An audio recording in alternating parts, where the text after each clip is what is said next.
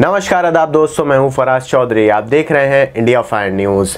किसान आंदोलन को बदनाम करने की हर नाकाम कोशिश की गई है और अभी तक की जा रही है, फिर चाहे वो हरियाणा सरकार द्वारा हो या फिर केंद्र सरकार द्वारा हो। आलम तो ये हो गया था कि हरियाणा सरकार में मुख्यमंत्री मनोहर लाल खट्टर ने ये तक कह दिया था कि इस पूरे किसान आंदोलन में कोई किसान ही नहीं है। असली जो किसान होते हैं वो अपने खेतों में काम कर रहे हैं। ये जो सारे लोग सड़कों पर बैठे हुए हैं, दिल्ली की सरहदों पर बैठे हुए हैं, ये नकली लोग हैं, ये अर्बन नक्सल हैं, ये टुकड़े टुकड़े गैंग हैं, आतंकवादी हैं।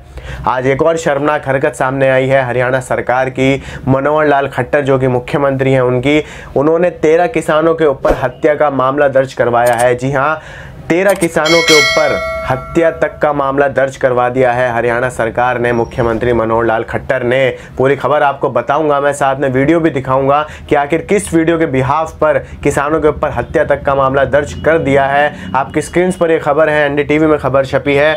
हरियाणा चीफ मिनिस्टर खट्टर को काले झंडे दिखाने पर 13 किसानों के खिलाफ हत्या की कोशिश के मामले में केस दर्ज। आपको याद है, हाल ही में अभी मंगलवार के दिन ही एक घटना हुई थी जब मनोहर लाल खट्टर की गाड़ी को किसानों ने रोक दिया था और काले झंडे दिखाए थे। ये उसी मामले पर 13 किसानों के ऊपर हत्या की कोशिश का मामला दर्ज करा है हरियाणा सरकार ने। मैं आपको पूरी खबर बताऊंगा, बीच में आपको वीडियो क्लिप भी दिखाऊंगा पूरी, जिसमें आप एनडीटीवी की लिए थोड़ी सी रिपोर्टिंग देखिएगा और वो वीडियो देखिएगा जिस वीडियो के बिहाफ पर इन किसानों के ऊपर हत्या की कोशिश का मामला दर्ज हुआ है।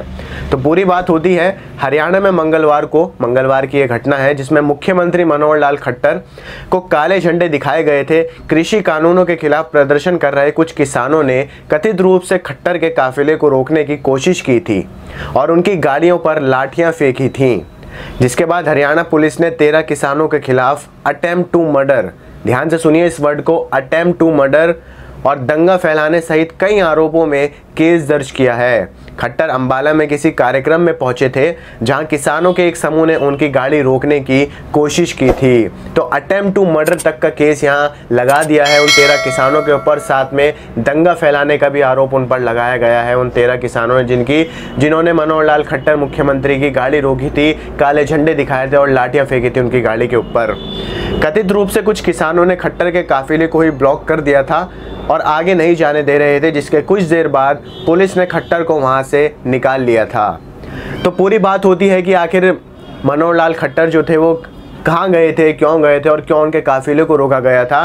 तो निकाय चुनावों के चलते खट्टर बीते मंगलवार को बीजेपी और जेजेपी की संयुक्त मेयर प्रत्याशी और पार्षदों के चुनाव प्रचार के लिए मुख्यमंत्री मनोहर लाल खट्टर, केंद्रीय राज्य मंत्री रतन लाल कटारिया अंबाला पहुंचे थे।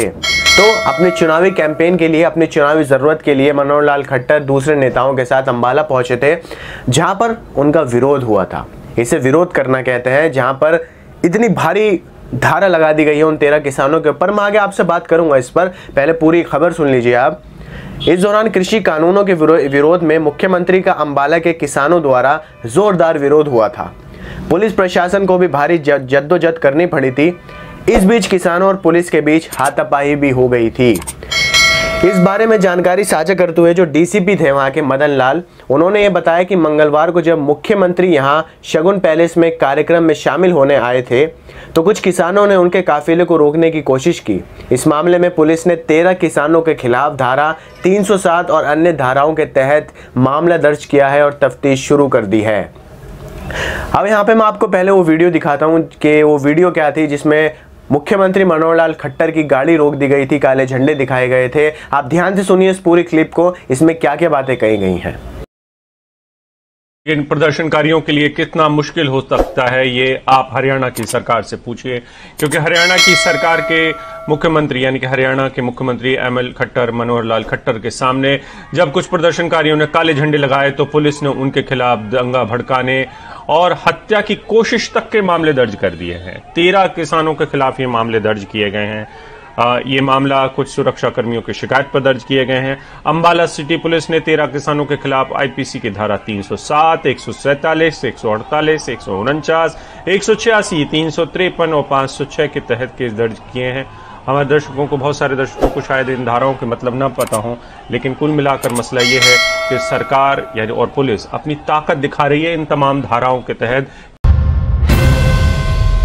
एक और जानकारी ये मिली कि इस पूरी घटना के बाद मनोहर लाल खट्टर की सरकार ने जो अंबाला के एसपी थे उनका तबादला कर दिया और उनकी जगह एक नए एसपी को तैनात किया गया। जो पुराने एसपी थे उनका तबादला कर उन्हें चंडीगढ़ तक भेज दिया गया है। अब आप एक बात सोचिए यहाँ पर कि अगर आप मुख्यमंत्री पद पर बैठे हैं या देश में बहुत अच्छे पद पर बैठे हैं, नेता गण में पूरे में, और या बहुत जाने माने नेता हैं, तो आपको कोई कुछ नहीं कह सकता है। आप पब्लिक की आलोचना से ही बच जाएंगे, पब्लिक आपसे कुछ सवाल पूछेगी तो आप जवाब देने से ही बच जाएंगे, क्योंकि आप मुख्यमंत्री हैं, आप बहुत जाने माने नेता हैं देश के। और यही एग्जाम्पल मनोहर लाल खट्टर ने यहाँ सेट किया है, क्योंकि किसान आंदोलन में जिस तरीके के बयान दिए थे हरियाणा के नेताओं ने, खुद मनोहर लाल खट्टर ने, कि ये जो आंदोलन चल रहा है इसमें जितने भी किसान हैं वो पंजाब से आए हुए किसान हैं, हरियाणा का एक भी किसान आंदोलन में नहीं है। हालांकि बाद में जो हरियाणा के किसान थे उन्होंने ही मनोहर लाल खट्टर के इस झूठ को पकड़ लिया था, कह दिया था कि हम हरियाणा के ही किसान हैं, मनोहर लाल खट्टर साहब झूठ बोल रहे हैं। और यहाँ पर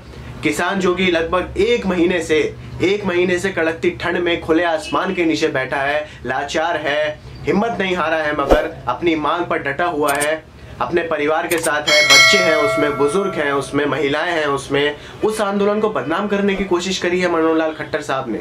और फिर उन्हीं के जो आंदोलन के लोग हैं, जो किसान हैं, जो 13 किसान, उनके ऊपर अटेम्प्ट टू मर्डर का केस दर्ज करवाया है, दंगा फैलाने का केस दर्ज करवाया है।